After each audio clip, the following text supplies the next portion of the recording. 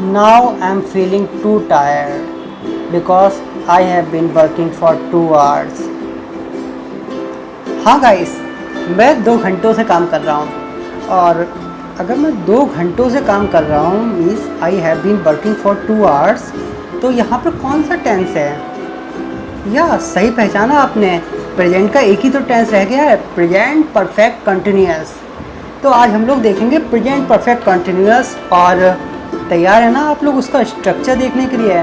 इसके साथ में ही आपके सारे प्रेजेंट के टेंस पूरे हो जाएंगे। इसके बाद हम लोग पढ़ेंगे पास्ट और फ्यूचर।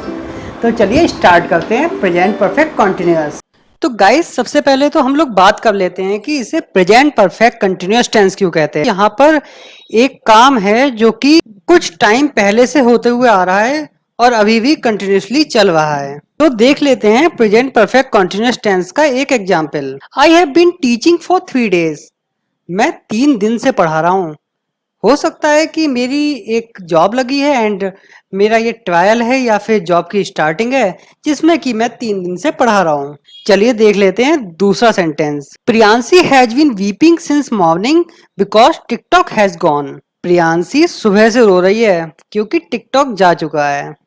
ऐसे उन्होंने गाइस कि इंडिया में 59 ऐप्स बैन हो गई हैं जिसमें से कि एक टिकटॉक भी था। तो टिकटॉक हैज गॉन मैंने ग्रीन कलर से पेंट किया है। आपको कमेंट में ये बताना है कि ये कौन सा टेंस है। जल्दी से वीडियो को पॉज कर दीजिए और बताइए कमेंट में पहले कि ये कौन सा टेंस है। चलिए देख लेते हैं अब इसका स्ट्रक्चर। आप देख सकते हैं इसमें क्लियरली सिंगुलर और प्लूरल में कोई ज्यादा फर्क नहीं है, सिर्फ और सिर्फ हैज बीन और हैव बीन का फर्क है। तो देख लेते हैं कि इसका यूज कैसे करना है। देखते हैं पहला sentence. Rita has been walking since 5 AM।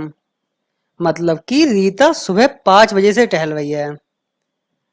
अब रीता सुबह 5 बजे से टहल रही है तो यहाँ पर एक आपको पॉइंट ऑफ टाइम दिया हुआ है, एक पॉइंट डिसाइड कर दिया टाइम का कि 5 बजे। और जब पॉइंट डिसाइड कर दिया गया है तो वहां पे क्या लगेगा? सिंस। अब एक और सेंटेंस देख लेते हैं। Manu has been teaching for 1 year। अब 1 year क्या होता है? 1 year कोई टाइम एक डिसाइड तो नहीं कर दिया गया है, मींस कोई पॉइंट ऑफ टाइम तो है नहीं। जैसे कि मैंने ऐसा कुछ नहीं कहा है आपसे कि 2010 से पढ़ा रहा है, 2015 से पढ़ा रहा है, 2020 से पढ़ा रहा है। मैंने बस इतना कहा है कि Manu has been teaching for 1 year। मतलब कि मनु 1 साल से पढ़ा रहा है। जब कोई काम एक पीरियड को शो करता है तो वहां पे आपका फॉर लगता है। तो समझ गए होंगे आप बहुत अच्छे से इस सेंटेंस को। और यहाँ पे हमारा जो हैज बीन है और वर्ब की फर्स्ट फॉर्म है उसमें आईएनजी है वो तो यूज होगा ही, जैसा कि आपके स्ट्रक्चर में दिया हुआ है। आप ना सेंटेंसेस को अपने मन से भी बनाने की कोशिश करिए। अगर आप अपने मन से एक दो सेंटेंस नहीं बनाएंगे तो फिर थोड़ा मुश्किल होगा इन चीज़ों को ग्रैब करना, क्योंकि ये चीज़ें रटने की नहीं है, ये चीज़ें समझने की हैं और आप अपने माइंड में इसका स्ट्रक्चर बनाने के लिए है। इसीलिए मैं कहता हूँ आप ज़्यादा से ज़्यादा इंग्लिश सुना करिए।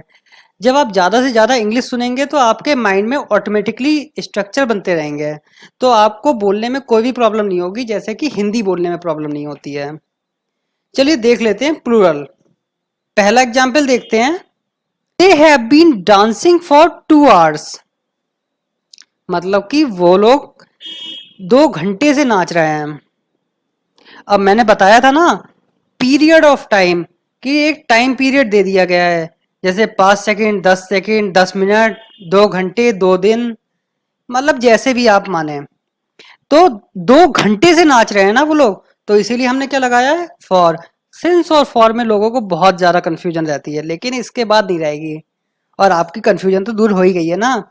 लेकिन अगर आपको फिर से कोई कंफ्यूजन क्रिएट नहीं करनी है देन प्रैक्टिस करते रहिए, और कोई भी डाउट आता है तो आप मुझसे कमेंट में जरूर पूछिए।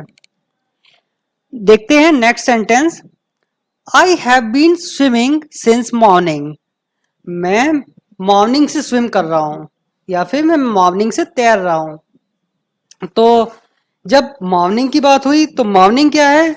एक पॉइंट ऑफ टाइम हो गया कि सुबह से, शाम से, दोपहर से, या फिर 5 बजे से 2 बजे से, तो इसमें हम लोग क्या लगाएंगे? सेंस।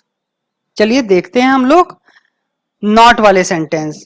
मीन्स अगर आप कोई काम नहीं कर रहे हैं या फिर कोई इंसान किसी काम को नहीं कर रहा है, तो नॉट लगा के हम लोग सेंटेंस को बनाते हैं।